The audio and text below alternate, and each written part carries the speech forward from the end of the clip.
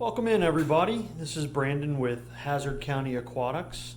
Posted my second video, so if you saw the first one and you came back, thank you very much. If you're new to the channel, welcome. What we try to do here is provide some information, but also do a lot of just back and forth with amateur aquarists, people that are picking up the hobby, learning it, but know they don't know everything like me. I feel like I do okay with this, but once again, I'm still learning everything about these fish and the proper way to keep them happy, make sure that they're breeding properly and stuff like that. So what I wanted to do today was just kind of do a in and out breakdown of my main tank. I've got a couple other tanks going, but nothing of any consequence that I want to show until they are aquascaped, hardscaped, and everything a little bit better.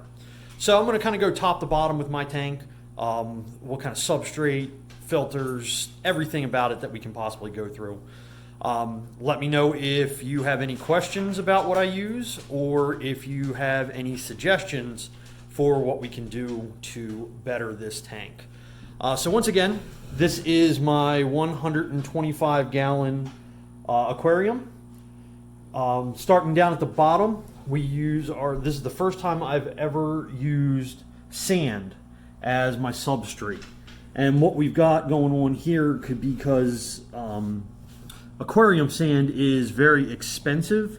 So I read up a lot on this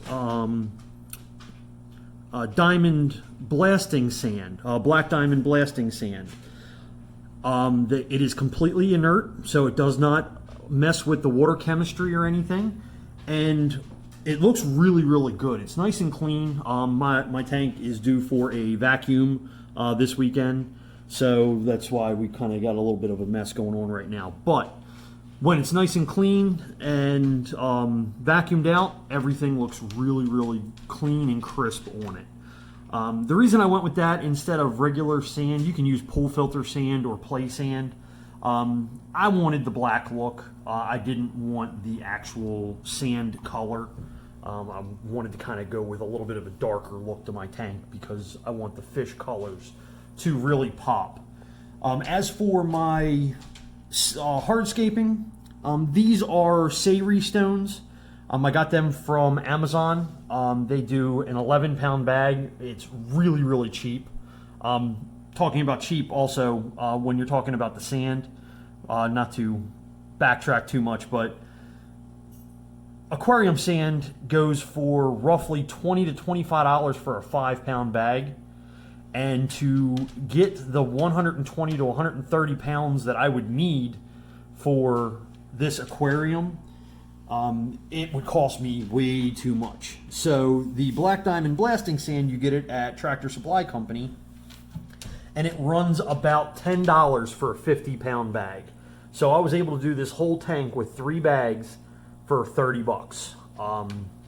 You can't beat that. Now, if you wanted to do a planted tank, the sand does not offer any type of nutrient property, so you would have to root tab, add flourish and stuff like that to it.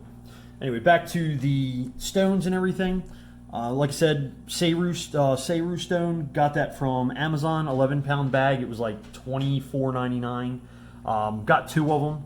They give you a decent array of large, medium, and small. I did get a lot more small than I wanted, but it kind of balanced out and everything. And I can actually use the small ones. My plan is to put some Java fern in here, and I can use the small stones to tie the Java fern off too. The background, just to kind of go through that a little bit. The tank used to have just a straight clear background. Didn't do anything to it the first time I had the tank running. This time, when I said I was going to do it, I was going to do it the way I wanted to do it. So we developed the little logo that I've got going on here for the Hazard County Aquatics. Hazard is kind of a little nickname for Harford County, Maryland, where we are right now. And went with the hazard, obviously the biohazard symbol. Shout out to my girlfriend who is amazing with these vinyl graphics. She cut everything in-house, and then we layered it on the tank, and then painted it with a solid black background. And you can't get any better than this because it hides all of the wires, all of the cords, the tubing, and stuff like that. And it just gives the tank a really, really clean look to it. As for filters, I run a Fluval FX6 down here. Python water change system. Absolutely recommend that. Would not do it again with buckets or anything like that. But anyway, back to the FX6. I used to run 2 Sun filters on this tank, and I still don't think it kept it like clean enough. I don't think it was turning over the tank enough between the two. The FX6 rated at 925 gallons per hour. After you add all the tubing and everything, best rule of thumb, split that in half. So we're at about 475 gallons per hour. That's going to turn this tank over almost 4 times per hour, roughly 3.5. So just to kind of add to that to make it turn over the extra half to 1 time, I'm running an Eheim sponge filter. Never done sponge filter before. Absolutely will recommend it now because of the simplicity of it. All it is a sponge and an air hose. It gets the big debris out, and it also allows for a lot more water movement and oxygenating of the water. As for the water chemistry, I'm keeping Peacocks and Haps in here, and obviously going to add to it. Right now I'm running at about a 8.0 pH. The African's like a little bit more, a little higher pH in it. I've never really messed with the water hardness or anything like that. The stuff in my tap obviously has been good because the fish have been very healthy when I've kept them in. Temperature, I'm running between 80 and 82 degrees. Like it a little bit warmer. I used to run it around 76 to 78 and noticed I was getting a lot of fish with ick. And once I raised the temperature on it, I have not seen any issues with it ever since. Moving on, the heaters. Don't know the wattage of the heaters. I've always run 2 heaters in the tank, strictly because of a fail-safe. If one were to fail and the water temperature would drop, it would be catastrophic if it got too low. So I always run 2 heaters just to make sure that they are efficient enough and keeping up with the temperature that I want on it. I've got 2 LED lights, nothing fancy, just the Aqueon light. I believe this is a 20 or a 36 inch, and then I've got the big 48 inch that runs the length of the tank. All it is white and blue, so there's nothing really super fancy with the lighting and everything. Oh, what else?